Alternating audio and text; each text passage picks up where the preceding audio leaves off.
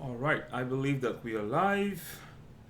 Will you please say something in the chat if you are here?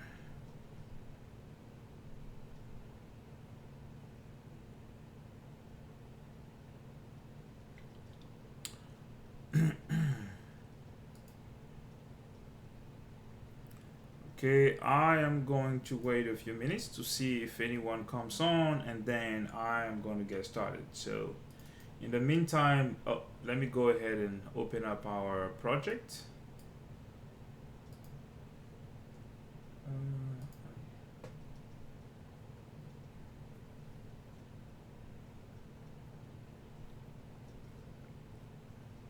yes, that's what we were looking at. So once again, if you are here, will you please say something in the chat to let me know that you're here, and then we'll get started.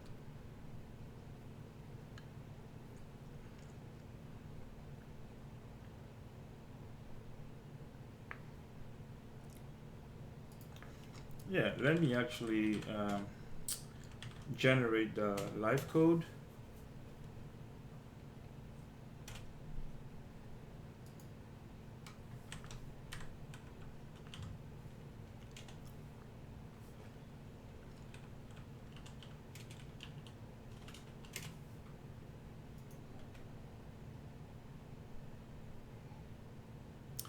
Okay, hey, Jody's here. Jody, how are you doing? I hope you're doing okay and that everybody is doing all right at the house. Luis and Elise and the two dogs. Luis and Elise, I said Elise, and the two dogs. I hope everybody's doing okay.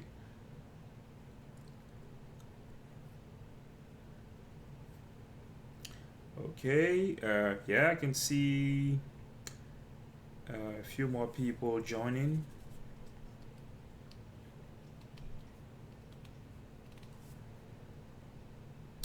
All right. So will you just say, hi or something like that in the chat so that I know that you guys are here? But yeah, we're going to get started in a second. But before that, I am going to provide. Okay, so far so good.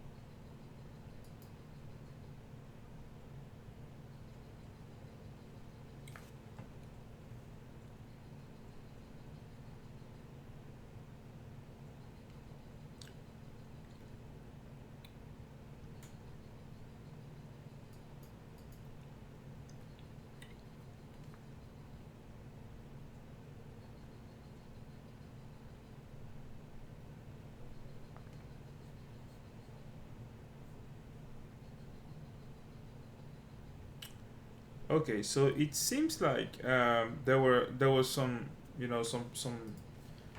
internet connection problem. Yeah, I'm hoping that we're not going to have to go through all this again today. So I'm really hoping that we don't have any problem with the connection. And I'm not really sure what's going on with that. I have a pretty good internet connection. I actually do a little bit of online gaming, so I'm not really sure why we're having all these problems.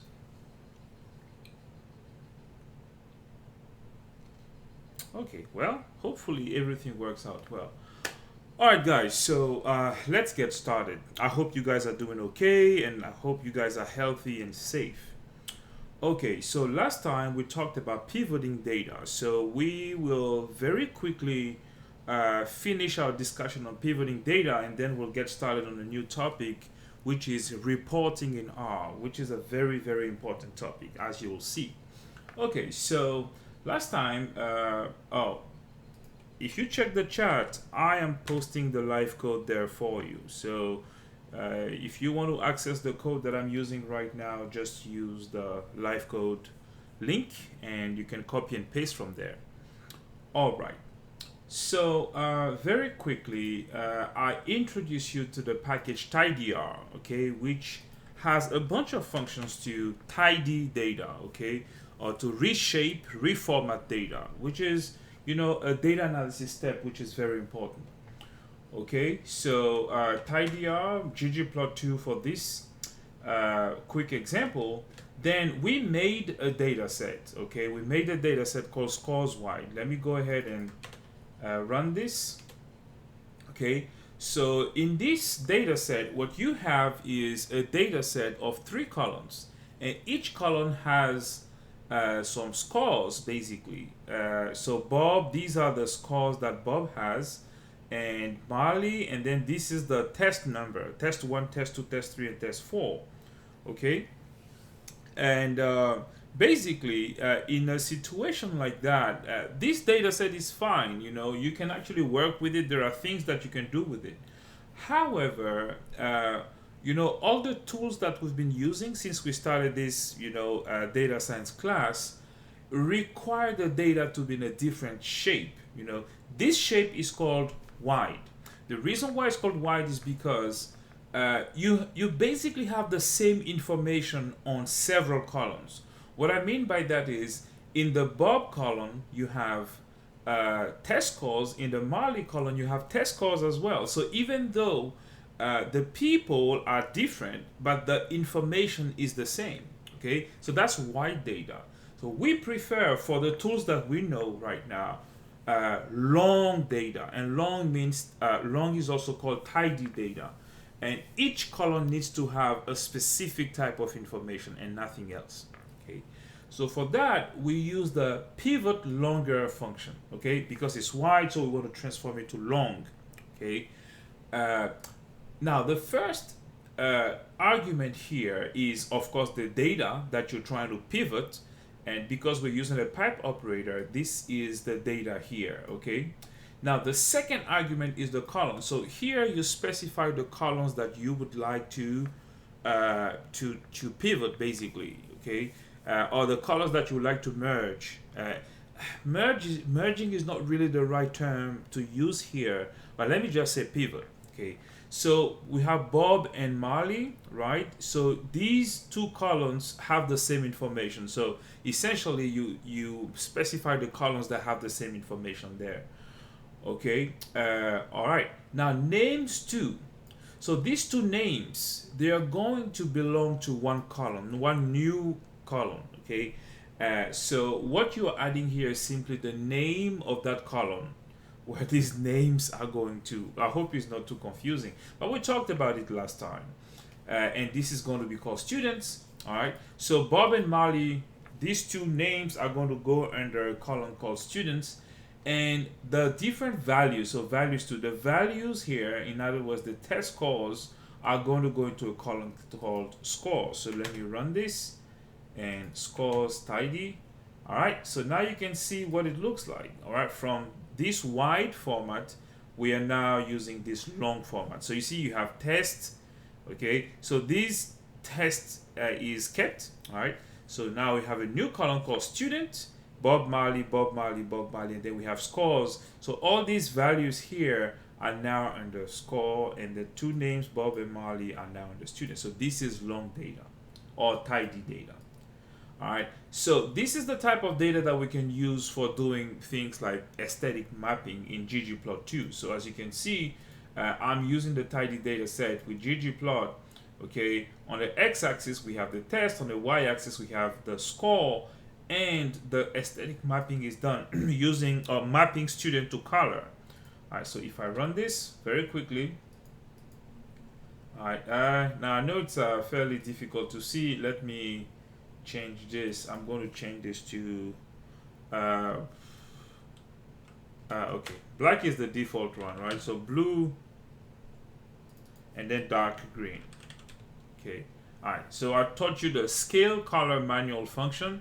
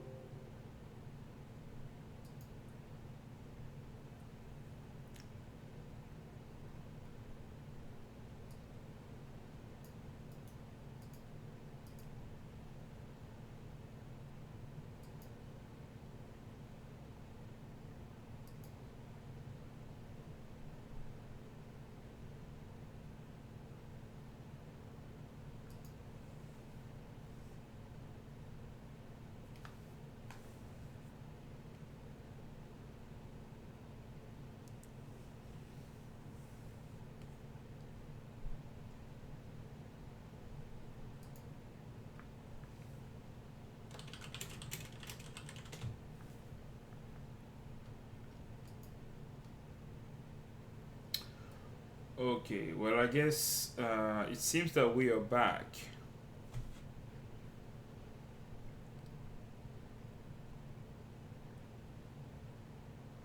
Okay, so we are back.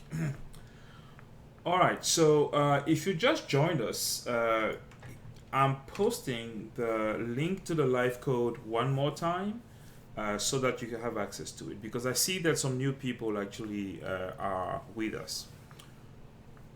Okay, all right. So I was talking about the scale color manual function, which is a very simple function allowing you to specify the colors that you want. Okay, so blue and dark green, for example, and then the labs function is just to specify some labels. Okay, oops, why do we have that? Okay, all right. So there it is, and for us to use aesthetic mapping like that, it required us to tidy our data or pivot our data to long format. All right. Uh, and I told you that it is actually possible to use ggplot with white data, but then you will have to use many geom functions for each column, and that's not necessarily what you want to do. Uh, uh, because if you have many columns, for example, that would be a lot more work, okay? But we never know. This is something that you might want, okay? Why not? All right, now the last thing I'm going to say about this before we move to reporting in R is, if you have long data, it is actually possible to pivot it so that it becomes wide. It might be the case that you prefer your data wide for some reason, okay? R actually has some powerful tools for working with wide data as well.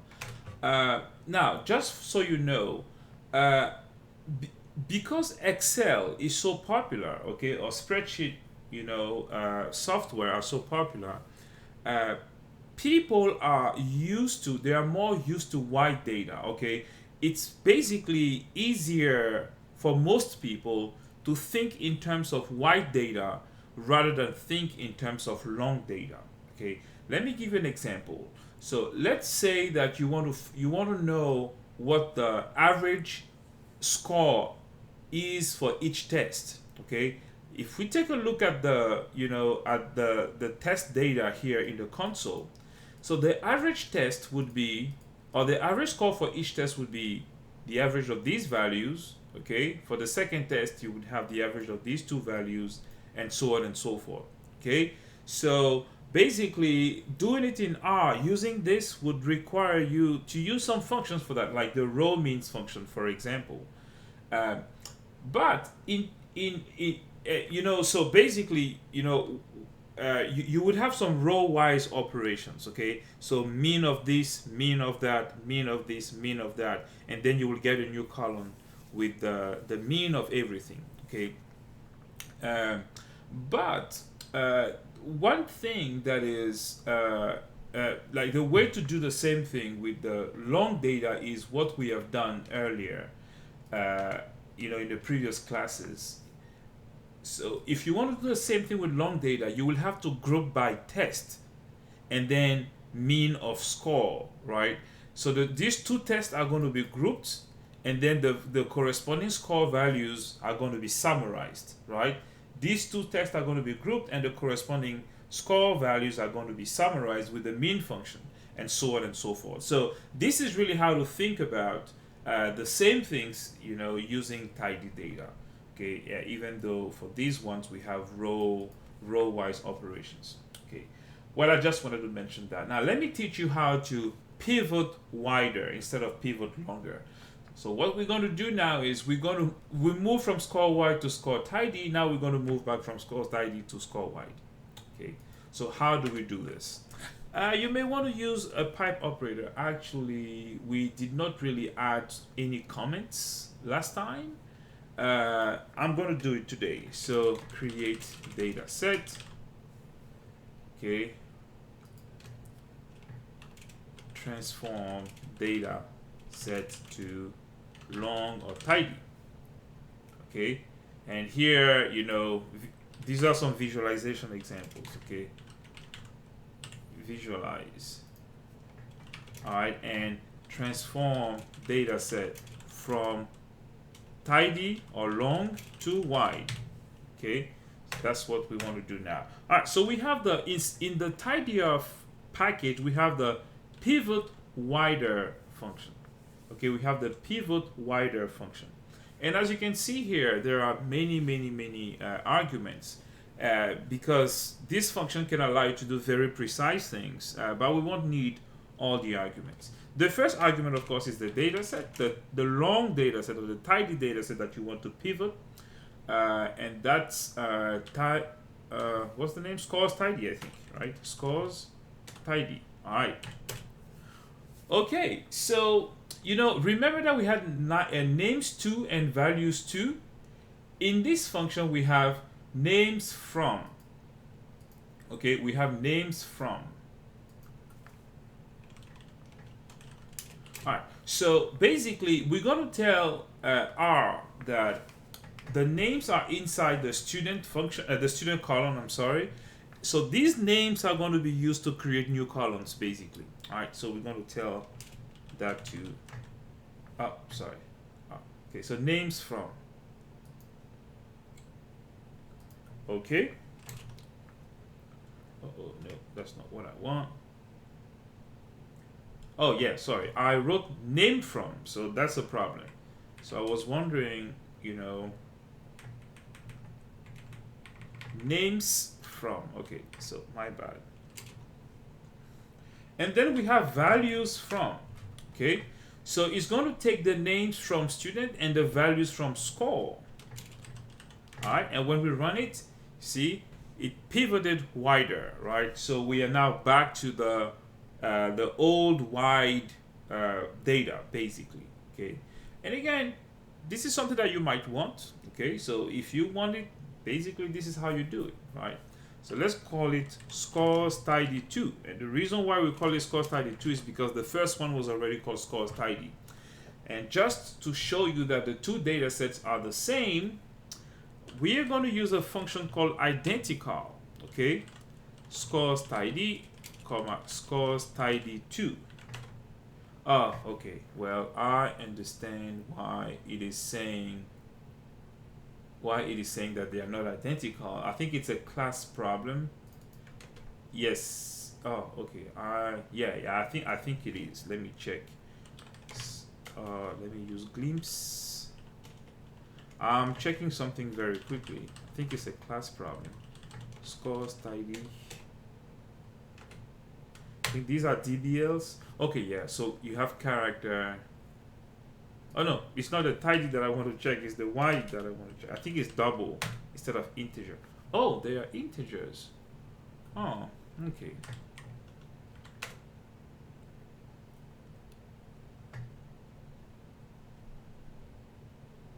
Yeah, I'm supposed to call it scores wide 2, not scores tidy 2. I'm sorry. Actually, it was tidy and then we transformed it to wide, right? And so it's supposed to be called scores wide 2, right? And the first one is scores wide. So I'm not sure what I was doing here. So the original data is scores wide and then scores wide 2. All right, so we want to check if it's identical. And again, the reason why it is saying that it's not identical, I believe it's a class problem. I am positive it is. Oops, why isn't it doing it? Dplyr glimpse. Alright, let's not waste too much time on this. Yeah, they are all integers. And they are all integers. Oh, okay. I see. The content of the data is the same, but the order of the variables is different. Yeah, so you see you have Bob, Marley, test, and then test, Bob, and Marley. So that's the reason why it's saying that it's not identical. So I believe that if we put the columns in the same order, then it's going to work. All right, guys. So that's what I wanted to show you. Transforming data is really important. You already have a lot of tools. Most of the tools that you have currently are for working with tidy data. So if you import your data, at school or at your workplace, sometimes you're going to be given data that is not tidy. Okay, it's going to be wide. So now you have the tools to transform the data in a shape that you are more comfortable with in terms of, doing data manipulation, doing data visualization, and things like that. Okay, these are extremely powerful functions, guys. So please remember to learn them well and try to apply them in some context. I have not been able to make new homework, since the project that I assigned last time, but you are going to get some practice on this. I have actually been a bit busy.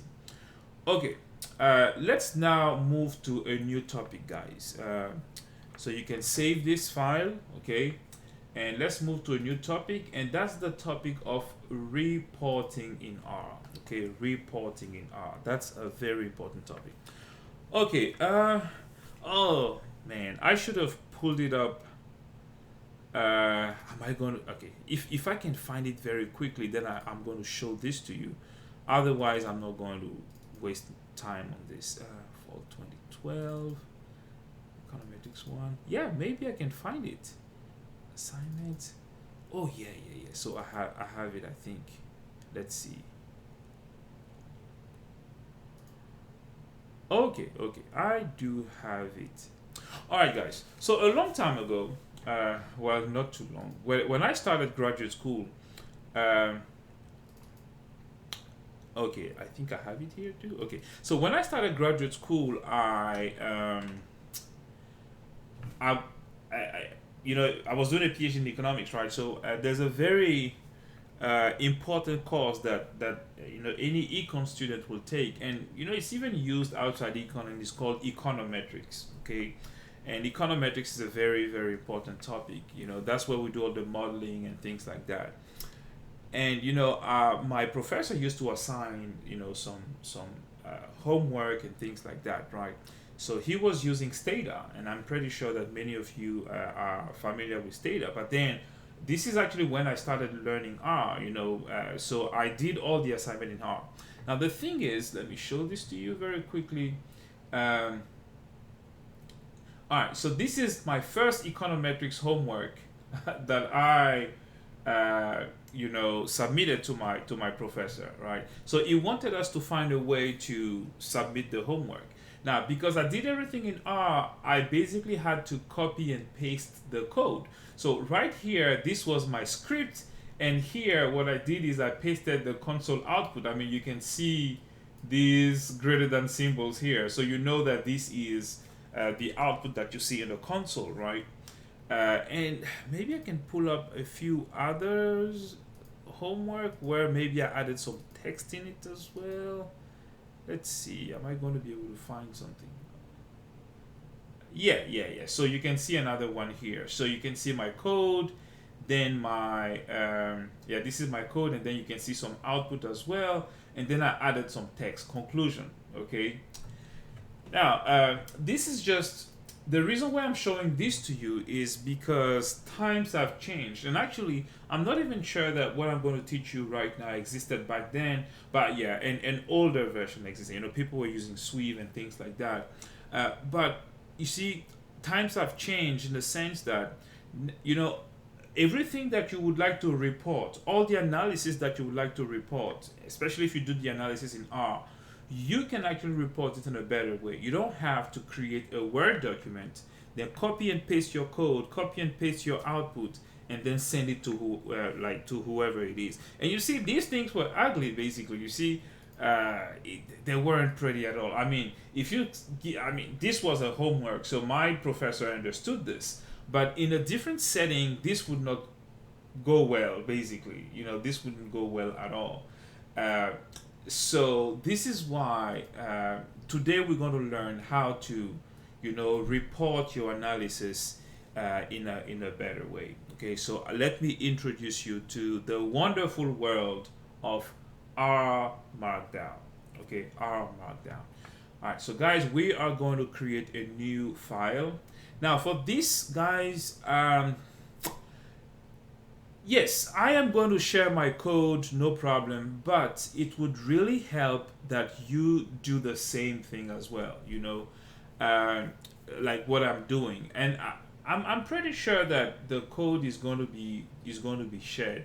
I've never used the live code with an R Markdown, but I'm pretty sure it's going to be, yeah, it's going to be okay. All right. So how do we create a new R Markdown file?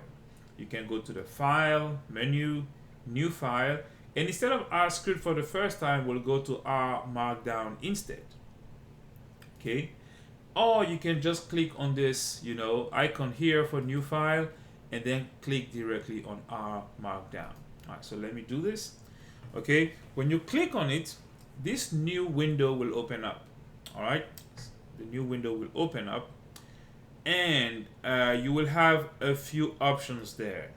So the question that is being asked to you here is, what format would you like to use for your R Markdown? Do you want HTML? We're going to talk about it. Do you want it in PDF, or do you want it in Microsoft Word? There are many, many more formats than these three, okay? But these are the default ones, okay? Actually, on the left menu here, you can see presentation, because it is actually possible to make a wonderful presentation straight from R.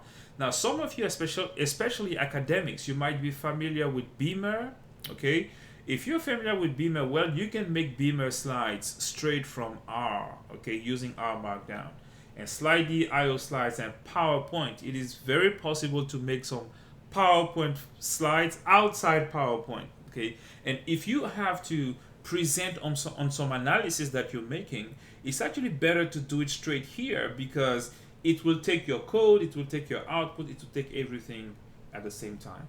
Now, Shiny is for making web applications.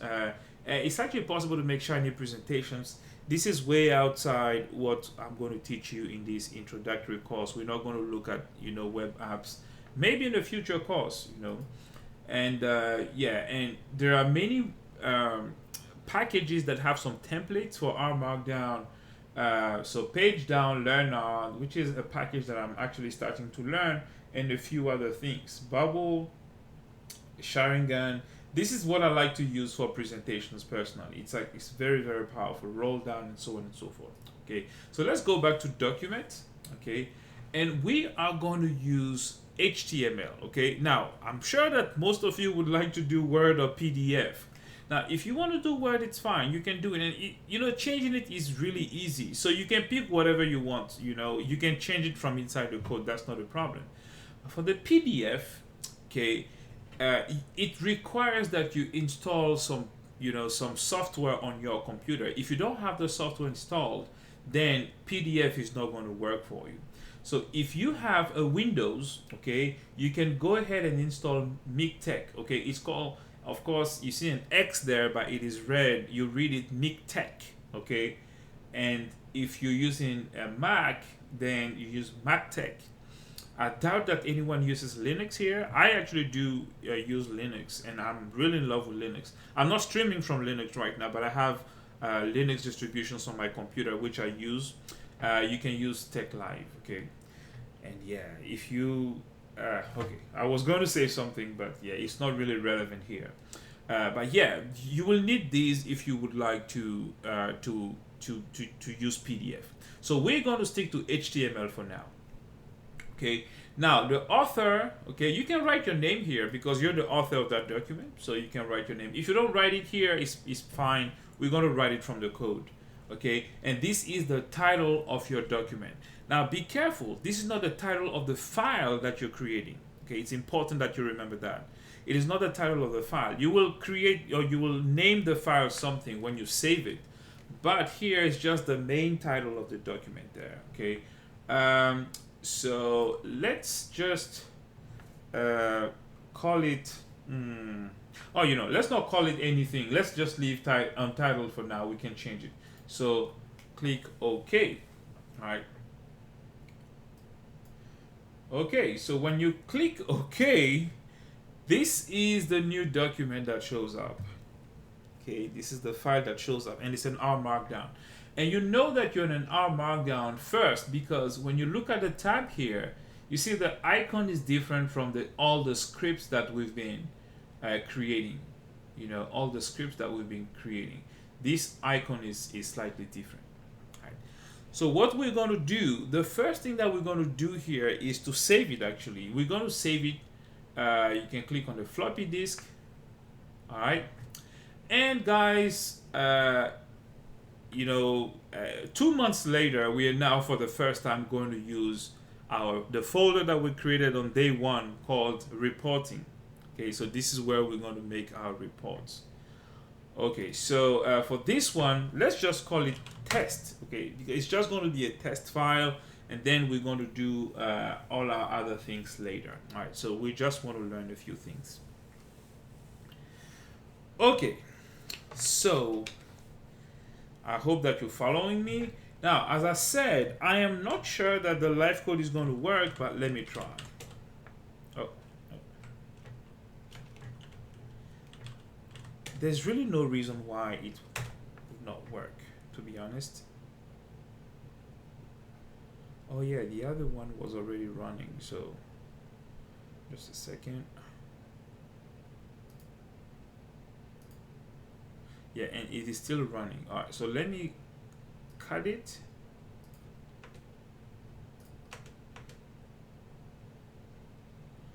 Okay, well, it's working. It's working. All right, I'm going to send you a new live code link.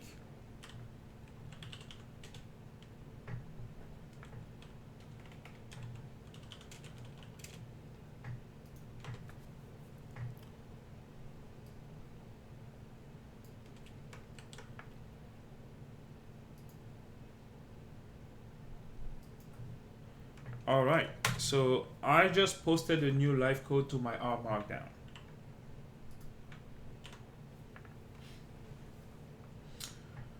Okay, also let me restart R. I'm going to get rid of everything in my environment. If you forgot, it's Control Shift F10 if you want to restart R. Okay, so everything in my environment was removed, and you see that the plot was removed as well. Leonard is saying, trying to create my report. So are you having any issue or something? I'm not really sure. Are you having any issue? Okay, now while we're doing this, I would like to show you something that I made using Rmarkdown. So as you know, I'm a professor, so I work on research a lot, and this is something that was created with Rmarkdown. It's a paper that I wrote. And I'm actually doing a revision of the paper right now, and I'm doing it in Rmarkdown as well. Where's the tab? Okay, so let me show this to you right here. Okay, so as you can see, this is a fully fledged paper. Okay, and it uses, I did everything from within R. Okay, and it was the format here is PDF, of course. So you see, I did all my equations here, and okay, all the plots and all that, you have some matrices somewhere, you have some matrices here. This is the modeling steps, and so on and so forth. And at the end there, you would recognize, okay, I made the tables, using LaTeX. Okay. Yes, Leonard, this is why I said that you shouldn't pick PDF, you should pick HTML. So it is asking for some applications. Did you pick HTML? Oh, I think what you mean is some packages, I think. And if it is asking you to install some packages, then you should just say yes, and it will install the packages for you. I think it's installing Rmarkdown and Neater, I think, So just say yes if you see it. Of course, I did it a long time ago, so I completely forgot that it was going to ask you to do it. All right, so yeah, these are, I'm pretty sure that you remember some plots. This is a plot. This is a chart that you can already make. This is a geom line, and I use facet wrap, right? Because I had different countries. Okay, these are some bar charts that Okay, these are some line charts too. Okay, these are called impulse response functions, and so on and so forth. Now, this is academic, so that might not be. Okay, Jody, thank you very much. That might not be really very exciting, but I can assure you that with Rmarkdown you can do some very exciting things. Okay. All right. So let's go ahead and learn what is happening here. Okay. Uh, Now let's start with this here. So you have three dashes and then three dashes, and you have some, you know, some very specific things that are written here between the three dashes, and this is how the document actually starts. As you can see, this is line 1, 2, 3, 4, 5, 6, and so on and so forth. Okay. Now this here is called the Llamo header, and this is how Llamo is spelled. AML. Okay, and this stands for yet another markup language. Okay, if you care. Okay, but this is called the YAML header. So this is where you basically specify many of the properties of your document. Remember that when we were creating this file, we said that the title was untitled. This is why you have untitled written here. So if you want to give your report a title, this is where you need to put it. Okay, this is where you need to write it down. I'm not sure that. Okay, now remember that we had an author name. Okay, so if you want to change the author name, this is where you can write the new author name, and this is the date. And because we said that we wanted HTML, okay, this is why this is added here as HTML document. All right. Now there are many other things that you can put here. Actually, many other things. We'll learn a few. Okay, we'll learn a few as we progress. Okay, but just know that this is where all the properties of your document are going to be specified. Okay. All right. Now, before we actually move further, what I would like you to do is to click on the knit button. So knitting means that you're taking the document and you're taking your Rmarkdown file and you are converting it into an actual document for reporting. So let me click on the knit button. Okay, and lo and behold, this here, okay, produced this. Okay, just by clicking the knit button, it produced this.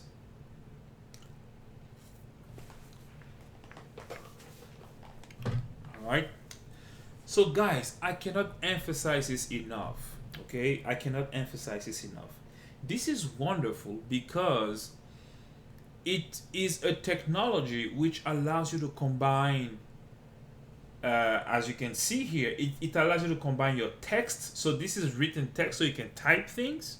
Okay, you can also, it combines your text, your code, and the output of your code as well. So all these are into one. So it's just like my homework that I showed you. I had text, you know, things that I wrote.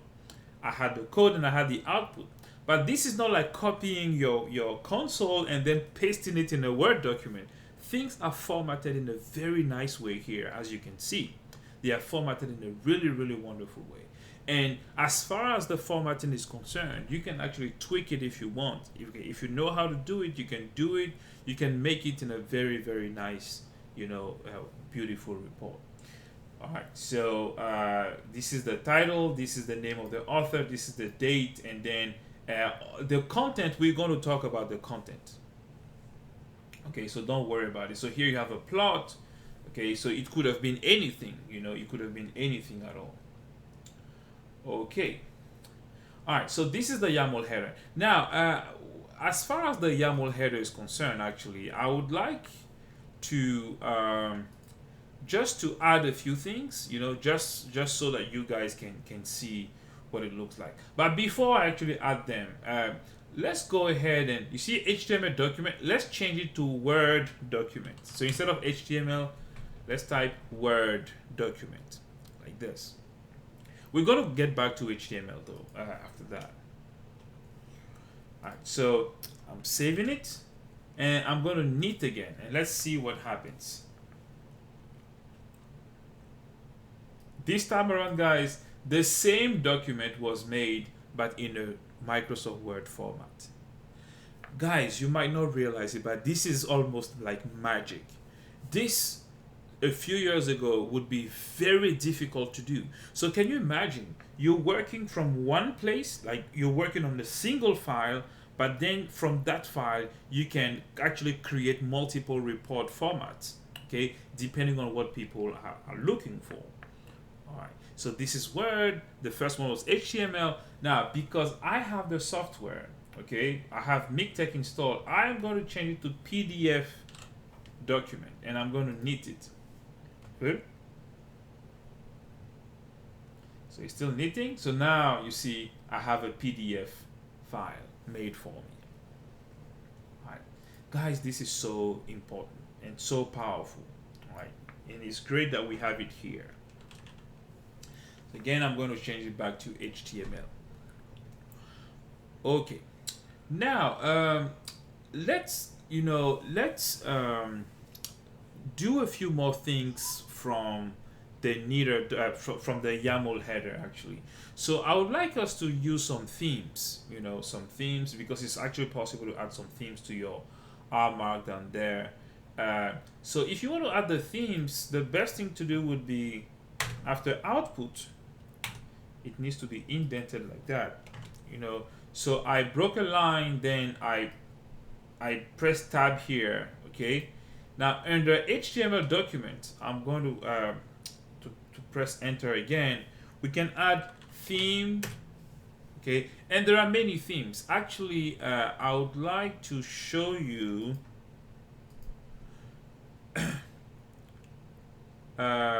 this website here. Let me see. I think I opened something earlier. Yes, my manuscript. Okay, the Boost Watch. Actually, let me put this in the chat as well, so that you guys can access the website. But these are all the themes that you can use in a default Rmarkdown. Actually, there are some packages that add more themes. Okay, and these are really great packages actually. But as you can see, all these, the names that you see here are the names of the themes. Like you said, Cyborg, Cosmos, Cerulean, Journal, Flatly, Darkly, Lumen, Readable, Paper, Simplex, and so on and so forth. Okay, so if you click on it, it will give you an idea of what the theme will look like. Okay, so let me try Slate. Okay, let me try Slate and see what it looks like. Okay, you just type the name of the theme here, and then you're good to go.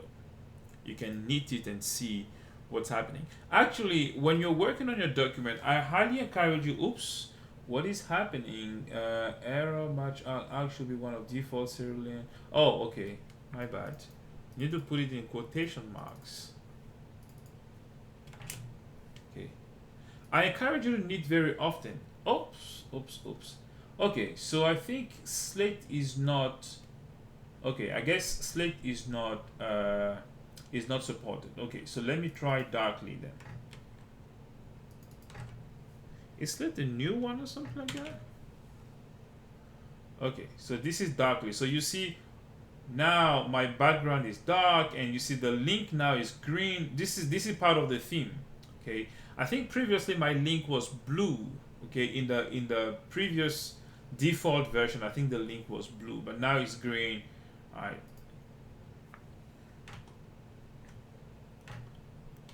Yeah, guys, I mean, you can basically pick the one that you want, provided that it is supported, I guess. Let me check the console again. Oh, no, it wasn't in the console. Okay. I can't see all the supported themes anymore. But yeah, guys, so I just wanted to show that to you. Okay. Now, very quickly, where did I put this? Okay.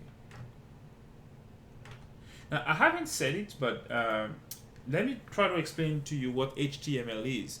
Actually, HTML is simply the format of all web pages. Okay, so whenever you're on the web, you're opening a website and you're navigating the pages, all the pages are actually HTML. Okay, Now, the great thing about HTML versus PDF or Word or any other format is that HTML, you can include whatever you want in an HTML file. Okay, it accepts dynamic content, static content, and whatnot. What I mean is, on a PDF, you can't really add a dynamic, content that changes on a PDF. Okay, it's not something that you can do on a PDF. Your content is static, meaning it does not move, it does not change. Okay, but on an HTML, you may want to you can create some animations, some 3D stuff. Actually, making 3D stuff is not even too difficult. You can do a whole lot of things. Whatever you want to put in there, you can. Okay, you can embed some stuff in it. It's really wonderful. Okay, so that's why HTML is great. Now, if you are required, like for example, I showed you my paper, right? I can't really write a paper and put it in an HTML file and send it to a journal for publication. They're not going to accept it. Or I can do it in Word. Okay, I can do it in Word. But again, if you need to do it in a specific format, do it. But my default format is usually HTML because it allows me to do some things. Actually, let me show you this. It's true that I'm now teaching you how to use Rmarkdown, and this is just the basics. Okay, we're not really going to go too far into it, but when we meet on Tuesday, we're going to go ahead and learn more. Okay, but whenever I want to explore some data, I usually open, instead of opening an R script, I open an Rmarkdown because it allows me to kind of write down my train of thoughts as well. So, or if I'm working on research or something like that, if I found something in the data, I can go ahead and write it there, right next to the code. Of course, I haven't really talked about how to write code inside an Rmarkdown, but I will. But this is just to let you know that it allows me to write code. Whatever I find from the code, I can just jot something down very quickly, and so on and so forth. Actually, I know that many of you have some sort of notebook, as you are following these live classes, and I know that you jot down some notes as we go. But if you were in an Rmarkdown, you could do it directly in an Rmarkdown. That provided that you can type fast or something like that. Where did I put this thing that I want to show you? Okay, so there's this book that I'm currently reading. Is called Dynamic Linear Models, and what I do whenever I'm reading a technical book is I create an Rmarkdown file. Okay, and this is where I take my notes. So this is not the book, these are my notes from the book. And see, I actually included a GIF, because it allowed me to kind of illustrate something, in a dynamic linear armor. Now I made some animations which I want to show you. Okay, now I'm not sure that any of you is familiar with Bayesian stuff, Bayesian estimation, Bayesian statistics. But yeah, I made an animation, for kind of, again, illustrating something that I learned from the book. And now this is a static one. This is my code. I think that you can recognize some R code here. So you see, this is my text. I added my formulas, and in the same document I have my code, and this is the output of the code, all in one. Okay, all in one. Yeah, do I have some more? Yes, so this is another graph that I made. Yeah, I made a few other graphs. Okay. Oh yeah, Jody is actually a finance student, and these methodologies are actually used in finance as well. Yeah, so this is code. This is the output of the code, and so on and so forth. This is some forecasting. Okay, I was doing some forecasting here, and QQ plot, and so on and so forth. Okay, so I just wanted to show this to you very quickly. Okay. All right. So that's good, and I'm checking the chat too. I'm not seeing any questions, so that's good. All right, so let me just remove. Oh, yeah, I can keep the theme here. That's not a problem. I wanted to remove the theme for some reason. Okay, so now I would like to show you this. I'm going to need this again. Sometimes you would like to have a table of content, just like mine. In the in my notes that I showed you, you see, I had this is called a floating table of content because it is kind of it does not move, okay, and as you navigate your file, it's there, okay, or you can click on it and then you can navigate your report like that. Of course, this is only available for HTML. You will not have this in PDF or something like that. For PDF, actually you can have it, but this is not your doing, because if you're using Adobe Reader or something like that, usually on the left side of the screen of the application you have the different sections, so you can click on it. So that's not a big deal. All right, so for that, still under HTML document, you can add TOC for table of content true. Now this true here is in lowercase, and I want you to understand that this part here is not R, guys. This is not R at all. This is YAML. Okay, so it has its own things. It's possible to include some R. Okay, it is actually very possible to include some R, but this is not R itself. Okay, between the set of 3 dashes. All right, so TOC true. Let me knit again. So knit constantly. Okay, if you want to check, what happens, you can knit constantly. Now this is my table of content. This wasn't there. So the first section is Rmarkdown. So if I click on it, it's going to take me to the section. The second section is including plots. So if you click on it, it's going to take me to including plots. Okay, just because we added TOC there. All right, so that's another property of our document that we want there. Now, if you want to make it floating, it's actually very possible to do it. Okay, then you will need to type TOC float, table of content float. Do you want it? True. Okay, yes, I do want it. All right, let me knit it.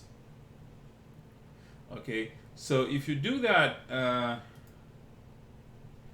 now you see that the table of content is not at the beginning of the document anymore, but it is floating on the left, and you can scroll up and down and it's going to stay there. Okay, and again, this is just for HTML, that you can do that. All right. Okay, so this is a YAML, and there are many different properties that you can specify here. The YAML can actually become very big if you want very specific things, and this is something that you will have to learn, as you use Rmarkdown. At some point, you're going to want to do X, Y, or Z. Then you're going to go to the internet and then type how to do this in Rmarkdown. Okay, and then you're going to see what people say. This is how I learned Rmarkdown, and this is how I'm still learning Rmarkdown. Okay, now there are many things that are, again, that you can put in the YAML, but let's actually get out of the YAML now and let's look at a few other things. Okay, now by default, okay, you can write whatever text you want, okay, but you also have these specific chunks here, okay, and these are chunks that are delimited by backtick, curly brace R, and then curly brace, okay, to close, and then backtick. Let me actually show you what this special chunk looks like. This is what it looks like. Okay, you have the 3 backticks, then you have the curly braces and R inside, and then you also have the curly braces, the backticks to close it. And you can see that the background is actually slightly different when you have this. Now these are called code chunks. What is a code chunk? A code chunk is a piece of your document where you are going to write your R code. Okay, outside code chunks, you can write your text. My name is blah blah blah blah blah, etc. Right? But if you are trying to write some code, then it will have to be inside an R code chunk. So as you can see here, you have a chunk, And you see the name cars, we're going to talk about it, so don't worry. So just realize that you have R, and then you have curly braces, and then you have the backticks. And oops. So what you see here is our code. Okay, this is another code chunk. What you see here as well is our code, and so on and so forth. Okay. All right. So just so you know, after the YAML, when you create an Rmarkdown after the YAML, the first R chunk that you see is always, it's always given to you like that. It is known as the setup chunk. So after R, every word that comes after R before any comma is called the name of the chunk. So it doesn't really do anything in terms of how your document will look like, but it could be for you. Some people have developed the habit, including me, to name all your chunks based on what you're trying to do in these chunks. So the first one is always called the setup chunk, always. And then this is where we actually put some more settings for the document. And we're going to look at a few of these settings actually. But this is the setup chunk. Now, any other chunk that you put there, that you put in yourself, this is going to be for your own R code. Now, because making a code chunk, can be a little long. There are many things to press. It's a good idea to use, what you call it, a shortcut for it. So let me go to Tools. Wait a second. Yes. Keyboard shortcut. Oh no, that's not what I want. I want the modify shortcut. And in filter, code chunk. Now, I'm not sure. I wanted to write chunk, maybe. Yeah, insert chunk here. You see, so mine is Control-Shift-I. Okay. I think by default it is Control-Alt-I. If you didn't follow, let me do it again. Maybe I was a little too fast. Tools, then modify keyboard shortcuts. Okay.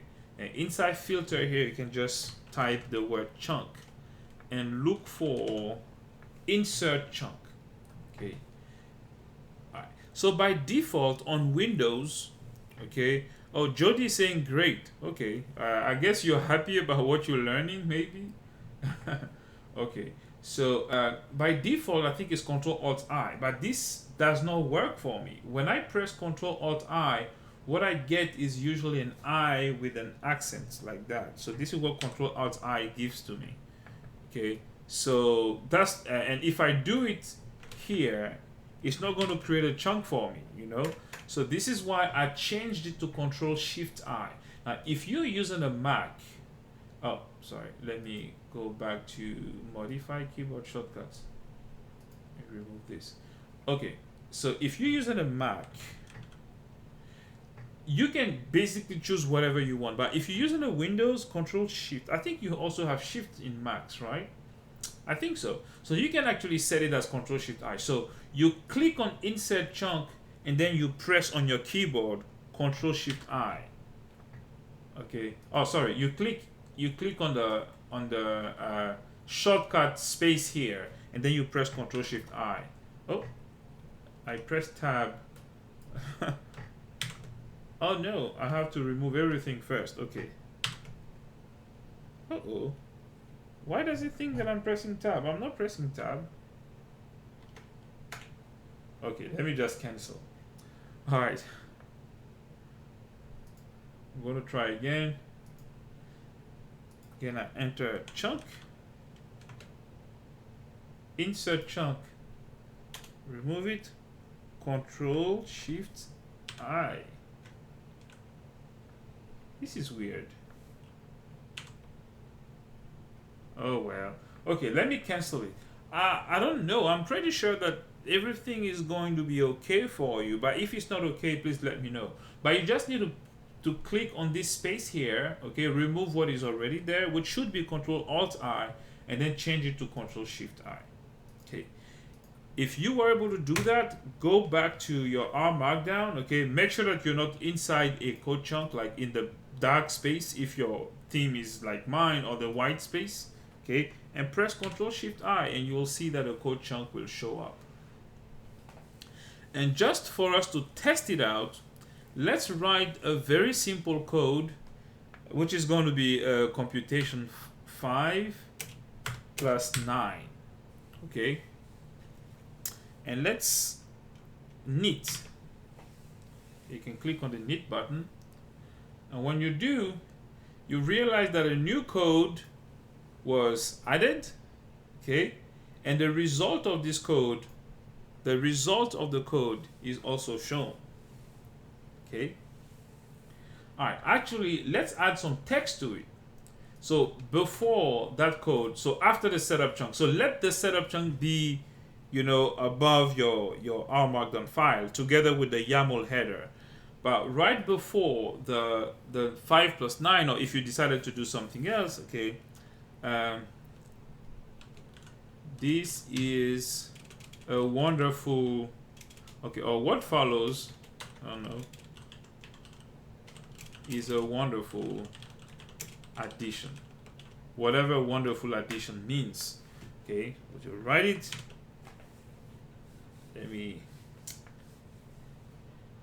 knit it, and now you see what follows is a wonderful addition, and as you can see, the addition follows right there, okay. All right, so we just learned, okay, how to add text to our report and how to add code. This is really what you need to know. Of course, there are a few other things that we're going to learn, but if you know how to put text and you know how to put code, this is really what you need. Now, for the project that I assigned, I'm really hoping that you guys have taken a little bit of time to look at it. I know it can be challenging in some parts, but it's a good kind of you know, review of everything that we've learned so far, okay, up until data visualization. There's no tidying inside it, but everything before that is basically tested in the project, okay. Okay, so this is basically it. Now there are a few things that I want to look at, and then we'll call it a day. But for that, let's actually remove everything. Okay, we're going to delete everything after the setup chunk. We keep the setup chunk where it is, okay, and we're going to remove everything. Okay, so how do we add some sections in our report? I mean, reports are subdivided into sections, okay, so how do we do that? We use the pound symbol for that. Okay, we use the pound symbol. Okay, so whatever you write after a pound symbol is considered a section title.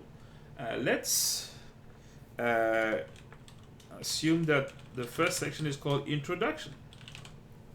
Okay, and even before adding any text to it, let's create another section. So after the introduction, let's say we have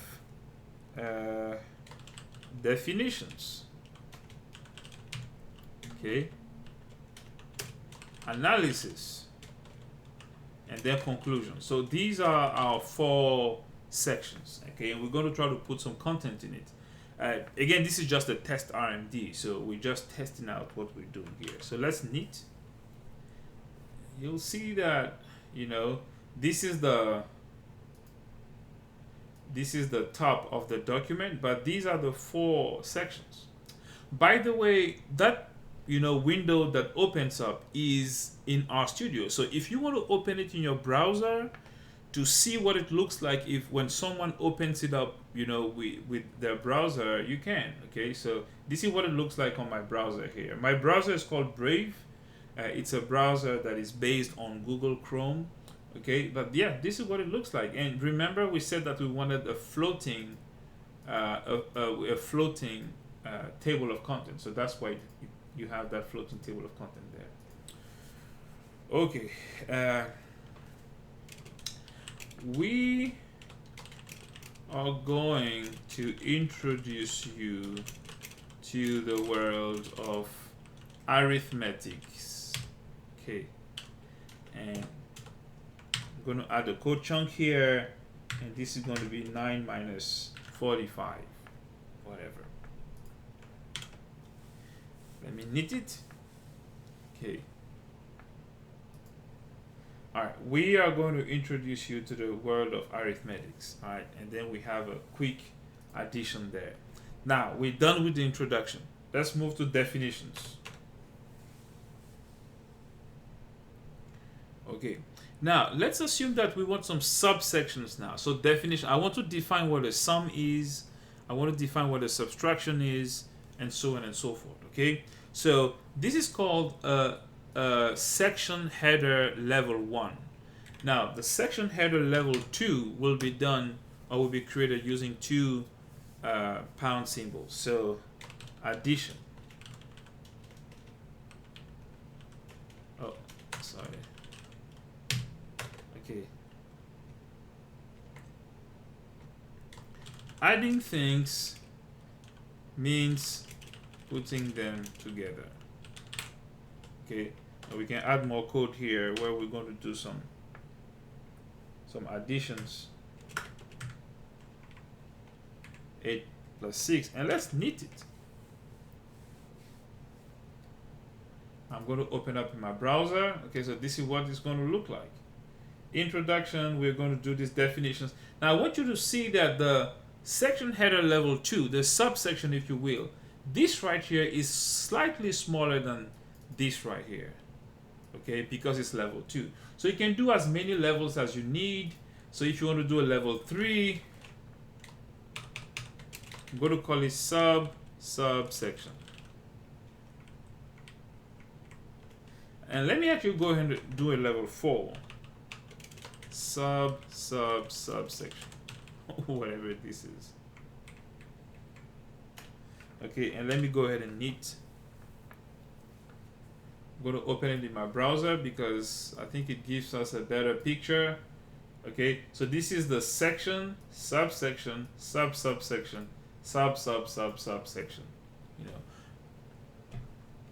All right, so this is how you create, you know, headers and things like that. Okay, I'm still checking the chat. I'm not seeing any question. I mean, I think it's really not too difficult, especially what we're doing here. Okay, but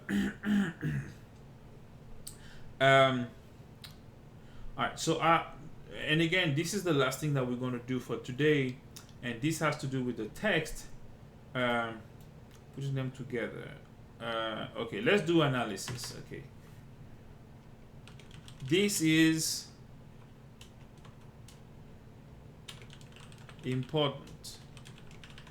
Okay, so now you see that I'm putting some asterisks. So 2 asterisks on the left and 2 asterisks on the right of the important word. Oh, can someone repost the live code? I can do it for you, Leonard.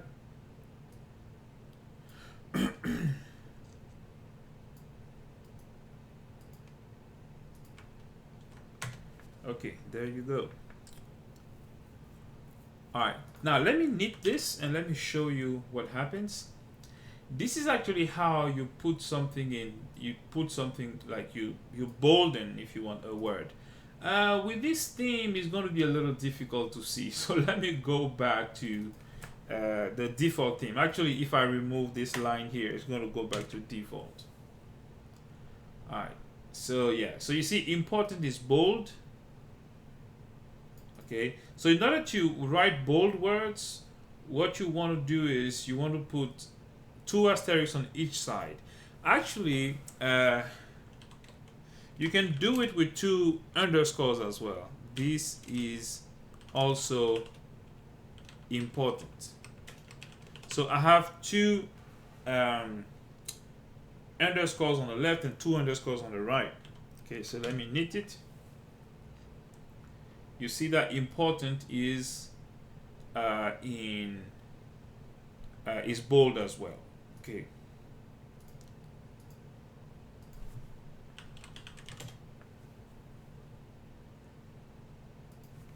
Just a second, I'm sorry. Italic.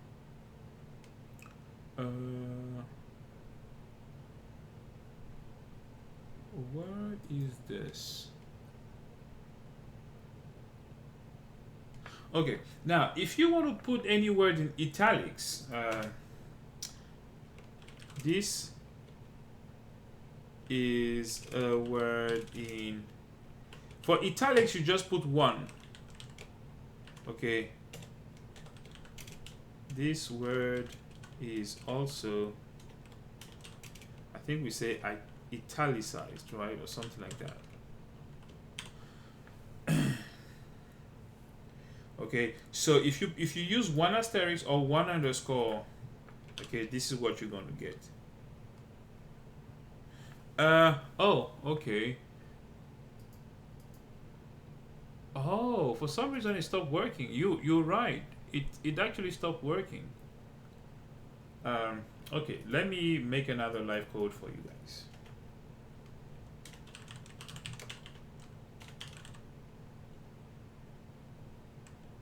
Oh, save file.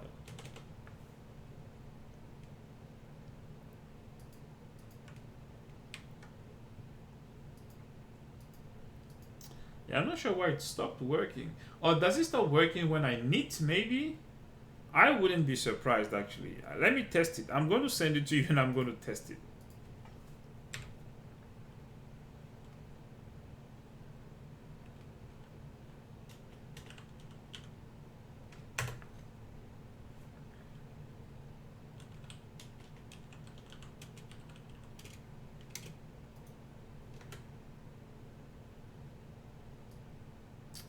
I would not be surprised. Okay, so I'm posting it now.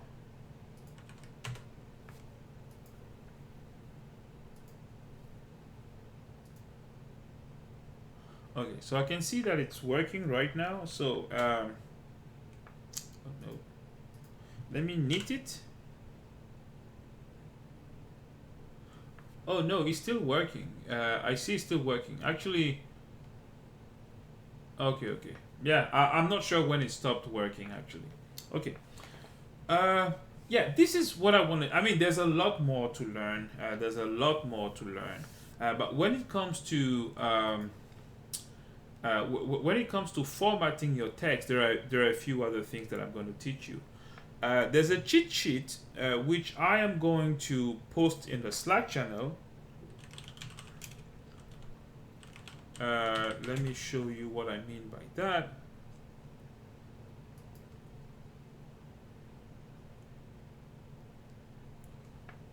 Oh, why is it taking so long to open up?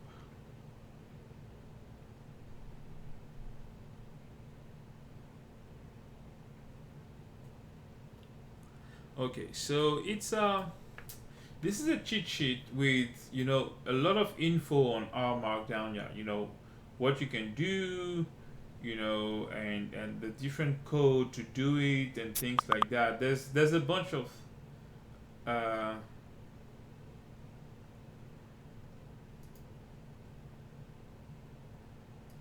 oh, Jody, you just posted something in the Slack channel.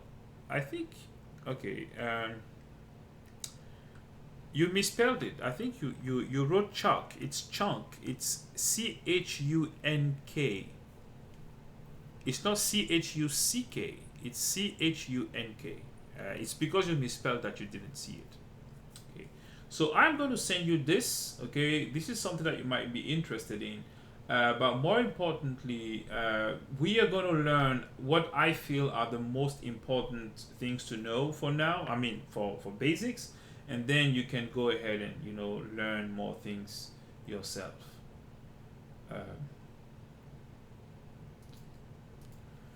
Okay, guys. So this is just to kind of give you a flavor of what Rmarkdown is all about. You may want to, okay, you're very welcome, Jody. You may want to explore a little more, but there are a lot of things that we're going to do. And actually, all the flight analysis that we've been working on, we are going to do some sort of report using the flight analysis, okay? And then you guys will do the project using Rmarkdown as well. But then again, guys, if you are trying to get the software, if you want to knit it in PDF, go for it. So for Windows, okay, as I told you, it's called MikTeX. Okay, so you can just go to the website, download it. You download the installer if you want, and then you install it. If you want Mac, this is where you're going to get it. If you're on Linux, depending on your distribution, this is where you're going to get it as well. Okay, so try to get it. I know that PDF is very important, and you would definitely want to do it. If you have any issues getting it to work, or being able to knit your document in PDF, just let me know. Then we can do a Zoom call or whatever, and then I can give you some instructions there. Okay, guys, I hope that you were able to learn something today. This is really just some basics, but we are going to do a lot more next time. So next time is when we're going to actually do some reporting. We're going to learn a lot more than that. But basically, what you may want to do now is try to play around with it. Open a Markdown file, an Rmarkdown file. Try to create a chunk where you import your data, write some stuff on it, visualize using ggplot, write some stuff on it. Do these things and try to play around with it for now. And when we meet next time, I will teach you more things. Alright, guys, did everything work for you? Please let me know in the chat, and then we can say goodbye.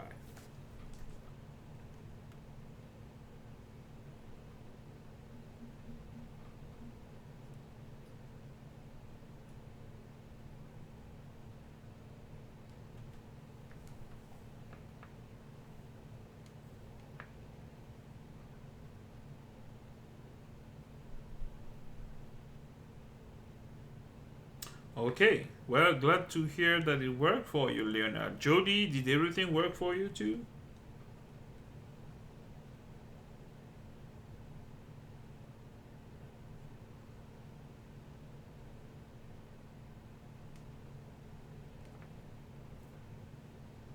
Okay, so it seems that everything worked for you. Okay, wonderful, guys. And guys, I cannot emphasize this enough.